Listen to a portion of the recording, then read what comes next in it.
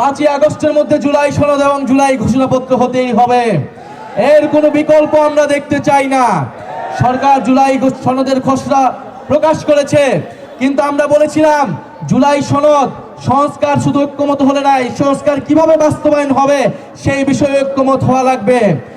90-এর গণ অভ্যুত্থানের পরে রাজনৈতিক দলগুলো বাংলাদেশের জনগণের সাথে, ছাত্রদের সাথে প্রতারণা করেছিল। ত্রিদলীয় জোটের রূপরেখা তৈরি করা হয়েছিল, এই রূপরেখা কোনো দল মানে নাই। ফলে আমরা এবারও কোনো প্রতারণার সুযোগ দিব না।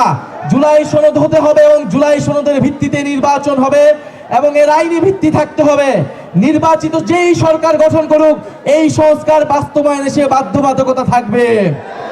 প্রিয় সংগ্রামী বন্ধুগণ, আমরা আশা করব 5ই আগস্টের মধ্যেই অন্তর্বর্তী সরকার এবং সকল রাজনৈতিক দল জুলাই সনদ এবং জুলাই ঘোষণাপত্র জারি করতে পারবে এবং আমাদের যে আকাঙ্ক্ষিত গণ অভ্যুত্থানের 1 বছর আমরা সকলে একসাথে আমরা সেলিব্রেট করতে পারবো, বিজয় উদযাপন করতে পারবো।